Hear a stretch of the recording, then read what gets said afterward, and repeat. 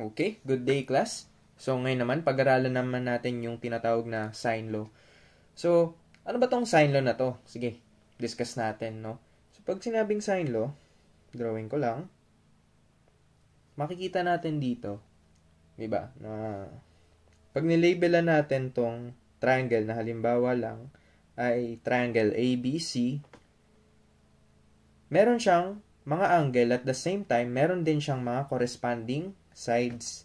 So, pag pinoint mo yung, halimbawa, ito, yung opposite side yung opposite side ng angle A, tawagin natin siyang side A. Okay? Pag pinoint naman natin yung opposite side ng angle C, ito yun, tawagin natin siyang C.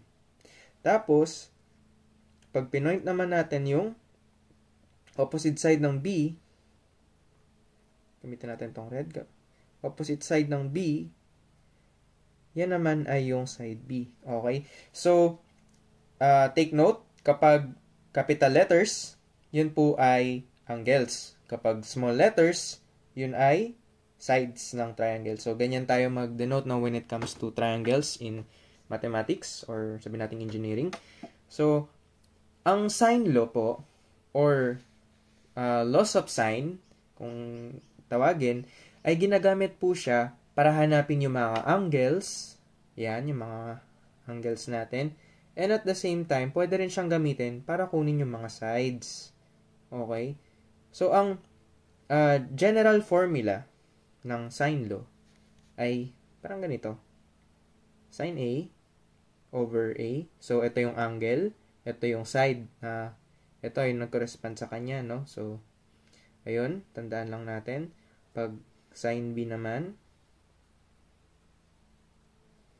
okay, ganyan. Sine B and ito ay angle, ito ay side. Okay, ganun rin pagdating sa C, no? Sine C or angle C, tapos ito, side C. So, ayan, yan po yung basically ang sine law. Or siguro makakita kayo sa ibang tutorial or sa ibang libro, ganito yung kanila.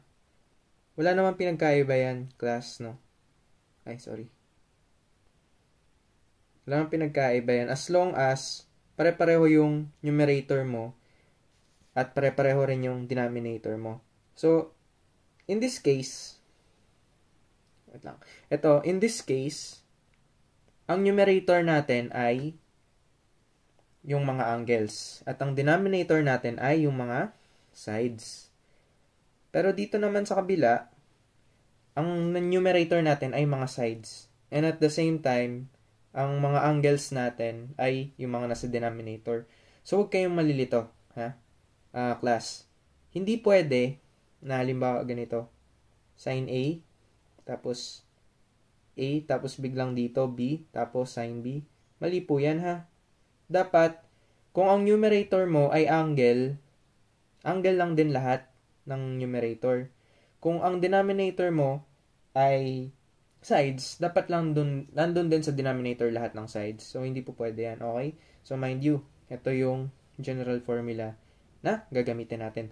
So, sige, let's proceed to examples na kagad. Okay, for our first example, so, halimbawa, ganito yung given natin. Tapos, sabihin natin, ito si angle A, B, and C. Tapos, meron tayong given angle dito na 40 degrees.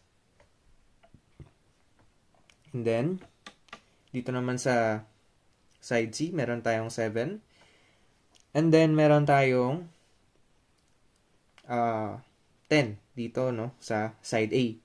So, again, class, ang sine law, effective siya kapag merong at least isang magpartner.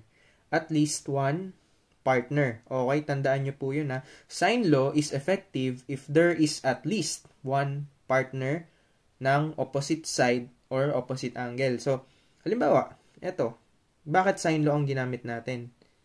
Kasi, meron kang angle at the same time, meron kang opposite side na 10. That is the time na pwede mong gamitin ang sine law. Unless, kung kulang-kulang yan, edi hindi mo magagamit yan kasi marami kang unknowns, hindi mo siya masasolve. So, sige, enough talk. Let us solve. So, sine 40, which is yan yung angle A, over yung kanyang side. Side A, which is 10. So, ito po yun, no? Ito po yun. Tapos yung angle, tapos ito yung side. Okay, I hope nakukuha, ha? Okay. So, hanapin muna natin si angle C. Diba? Ito si angle C, diba? Tama? So, para mahanap yan, again, sine law yung gagamitin natin. Kailangan natin ilagay si sine C rito. Yan ang hanapin natin. Over, ano pa? Ito, meron rin siyang kapartner, which is si 7. Diba? So, yun yung gusto kong mapansin nyo rito, class. Kasi, kung gagamitin natin yung part ng B, kulang eh. Diba? Wala kang angle B, wala ka ring side B. E di ang kakalabasan yan, halimbawa, in-equate mo siya sa B, ganito. Sine B, tapos angle B. E di dalawa yung unknowns mo. So, hindi yan pwede. Kaya angle, si sine C yung ginamit natin over 7, no? So, I hope that's clear. Sige, konting paliwanag lang naman. So, let's solve. Kailangan nyo rito ng calculator, class, ha? So, first step, cross-multiply. Cross-multiply mo yung dalawang yan. Mangyari dyan. Sine 40 times 7 is equals to sine C times 10. Tama ba? Okay. So, syempre, hindi pwede na may kasama si C rito, si angle C. Kailangan matanggal yung sine at yung 10. So, to make that happen, divide natin both sides by 10. Okay? Divide natin both sides by 10. And, after nun, ilipat ko lang dito. Sine 40 times 7. Ito yung 10 na pinang-divide natin. So, matitira na lang dyan sine C. Okay? Sine C. Pero, kailangan nga lang natin si C eh. So, dapat maalis yung sine. Ang gagawin natin dyan, ay multiply natin both sides by inverse sine para yung angle lang makuha natin. Sine raised to negative 1. Ganun din dito. Sine raised to negative 1. So, maka-cancel to. Cancel yan. Si C na lang ang matitira. And then, let's jump to our calculator. So, para makuha yan. Okay. Shift. Sine. Tapos, yung division. Sa loob, meron kang sine 40 times 7. Okay. Tapos sa baba, ano yan? Yung 10. So, yun. 26.74. So, nakuha na natin si angle C. 26.74 degrees. Ayun. So, next, hanapin naman natin si meron ka na nito, diba? 74 degrees yan. Ay, sorry. 26.74, diba? Yung angle dyan sa C. Pwede na natin makuha to, yung angle B. Tama ba? So, para makuha yun, angle B is equals to 180 kasi sabi natin sa principle ng triangles, 180 lahat ng sum ng interior angles ng triangle. So, 180 is equal to 40 plus yung nasolve natin, 26.74 plus yung angle B na hinahanap natin. Okay, therefore, B is equals to, solve lang natin yan, 180. Okay. Sabihin na lang natin 180 minus 40 minus 26.74. 113.26. Ayan. So, sige. Sulat natin. 113.26. Yan na si angle B. So, obtuse triangle pala to, class, no? More than 90 degrees si angle B. So, obtuse pala yan. O, imagine nyo na lang. Kasi, not drawn to scale yung drawing natin. Anyway, ano pa bang kulang natin? Yung side B, no? Ayan. Nakuha na natin yung dalawang angle. So, yung side B na lang. So, para makuha si side B, again, sine law, no? So, sin B, which is n, sin B is, ito pala yung nasolve natin, 113.26 over yung hinahanap natin na B. Tapos, isa pang sin ulit. Ano bang pwede natin gamitin? Sige, sin 40 over 10 na lang yung given natin. Sin 40 over 10. So, quick lang. Ito yun, di ba? Ito yun. Yan. Okay, sige. Let's solve. So, actually guys, or class, pwede nyo gamitin yung shift solve nyo para mas mabilis tayo, no? So, yun na lang rin yung gagawin ko para mas mabilis. Pero kung gusto nyo yung mano-mano, mas maganda yun para matuto kayo. Kasi minsan mabagal mag-solve tong calculator, di ba? Kanya lang, yung calculator na gamit ko ngayon is application. So, mabilis yan. Kasi nga, ito ay Android. Pero kung yan ay mga normal na calculator, mga Casio, so take note na it will take some time if you have to shift solve. Ayun, 14.29. So, ayun class, no, madali lang naman. I hope na nakuha nyo yun, yung ating pinag-aralan sa sine law. So, sige, meron pa naman ako isang example. Sorry. So, B is equals to 14.29. Ayan. So, kompleto na yung triangle natin. So, ganun lang naman yung sine law. So, ayan. Sige. Let's proceed to our next example. Okay. For our example 2, subukan naman natin sagutan tong triangle na ito. So, limbawa, meron tayong given na 55 degrees. Tapos, dito naman ay 32 degrees. Then, meron tayong 15 dito as its side. So, let's label this as triangle A, B, and C. So, yan, no? So, let's solve for angle C, tapos side B, and side A. So, sige, no? Simulan natin sa pinakamadali. So, para makuha si angle C, ibig sabihin lang yan, 180 minus 55 minus 32. Makukuha natin dyan si angle C. So, sige, on our calculators, 180 minus 55 minus 32, 93. Okay.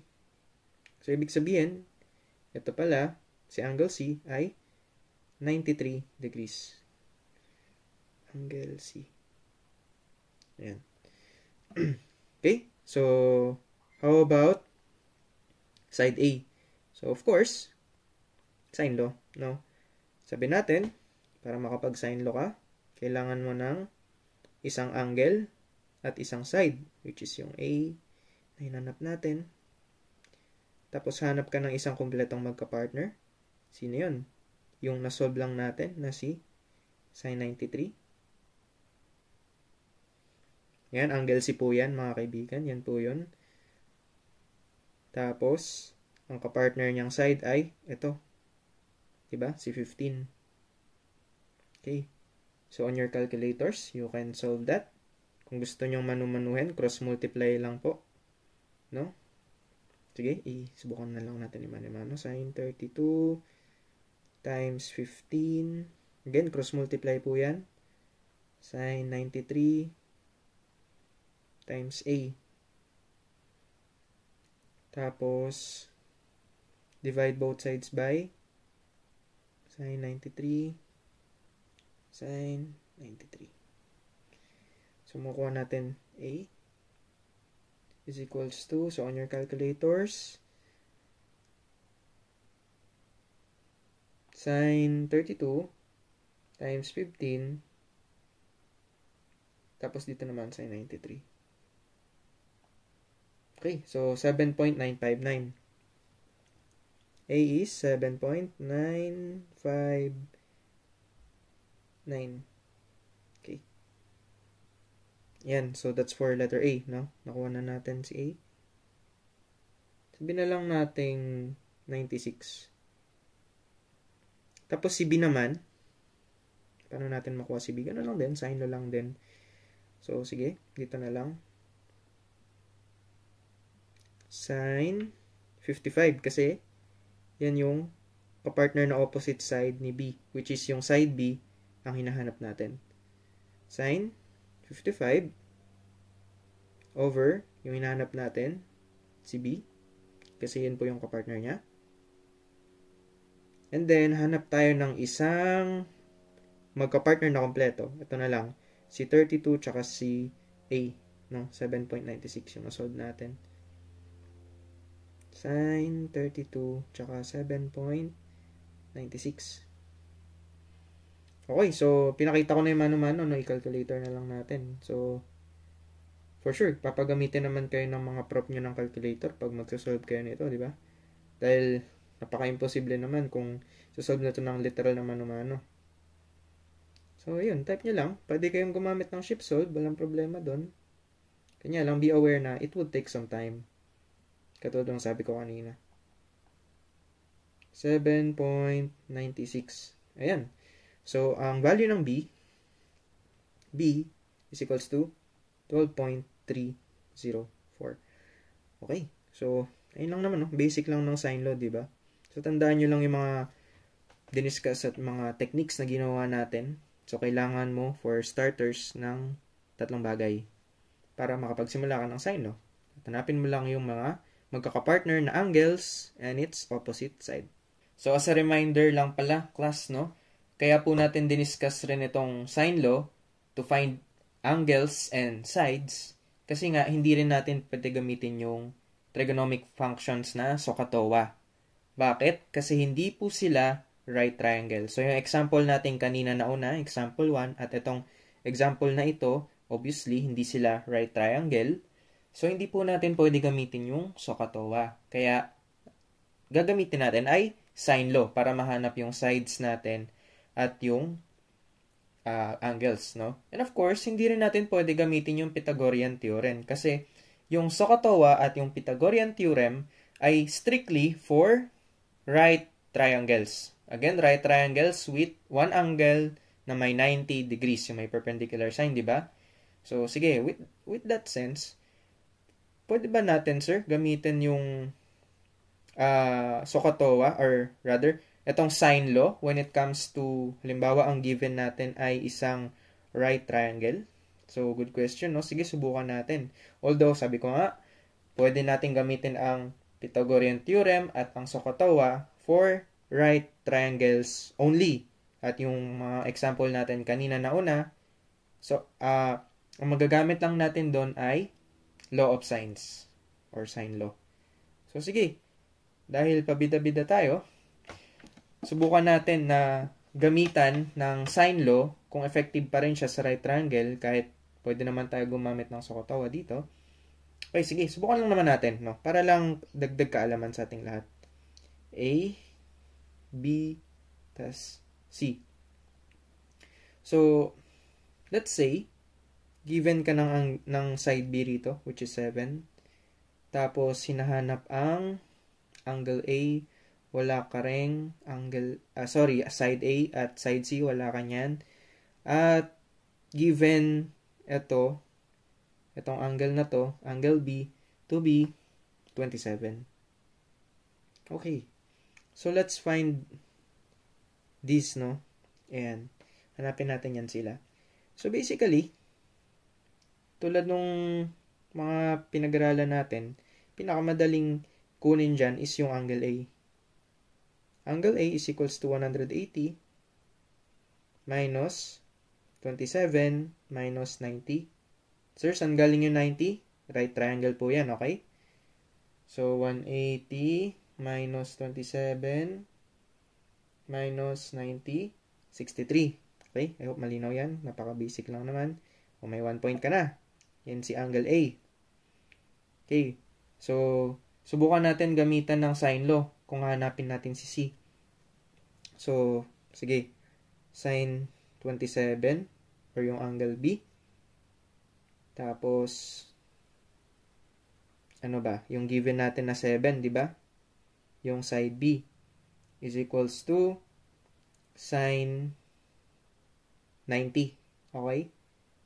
Saan yan galing, sir? Ito po yung tinutukoy ko, no? Sine 90 tapos yung opposite side niya, si C. si C yung hinahanap natin. Okay, so let's try. Using sine law.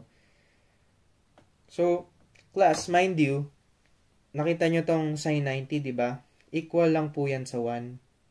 Kaya babalik at babalik tayo sa SOHCAHTOA, no? Kung gagamit tayo ng sine law. Pero sige, subukan pa rin natin. Okay, so, on your calculators, solve natin to. So, gamitan na lang natin ng shortcut, no? Para hindi tayo masyadong mahaba. Sine 27, tapos dito naman ay 7. Oops. Tapos, equals sine 90. Okay? And then, ayan. So, huwag niyo kalimutan yung parenthesis. Ayan. 15.42. C is equals to 15.42.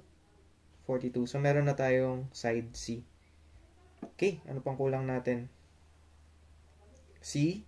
Side A na lang. Okay. So, okay, let's try to find side A. So, actually, pwede naman, again, gamitin yung SOHCAHTOA. Pero, pinapakita ko lang sa inyo na you have two options for right triangles as well. Pwede nyo gamitin yung sine law. Pero, syempre, ba't pa natin papahirapan sarili natin, di ba? Anyway, for the sake of discussion lang naman. So, limbawa, sine 63 over A. No? San ba yan? Ito po yun. Okay? Yung 63 yung nasolve natin kanina. Over A is equals to sine 27. Yan na lang gamitin natin. Tsaka si 7, no? Si B. Okay, so let's solve. In your calculators, sine 63. Tapos, palitan na lang natin ng x ito for the unknown A. Tapos, sine 27. Sine 27 over 7. So, ayun. 13.738. So, yun yung value ni A. Side A. Pero actually, again, sabi ko nga, if we're going to solve for, again, let's solve for C. Using, ano naman, SOHCAHTOA. So, halimbawa, diba? Sine 27. So, sine function, no? So, 7 over C. Opposite over hypotenuse. So, ito yun. Opposite over hypotenuse. Okay? So, matik, ang lalabas pa rin dyan is, 15.42. Subukan nyo isolve, guys. Yan pa rin yung lalabas, no? And para naman sa A, ganun lang din. Gamitin naman natin yung tangent function. Tangent, 27, dun pa rin. TOA, opposite, which is 7, tsaka yung A, no? Yan natin. Tangent, nito, opposite, tapos yung adjacent. Okay, which is yung A. Kaya ganyan yan. So, basically, ang lalabas dyan, kahit solve nyo pa sa calculator, is 13.738. Okay. No, so, na-prove natin na kapag right triangle ang given, it's better to use SOHCAHTOA. Pero kung gusto mo pa rin isolve using sine law, wala ring problema. Makukuha mo pa rin yung tamang sagot. So, yun. Thank you for watching. And please like, share, and subscribe para lahat tayo ay matuto ng mathematics. Thank you.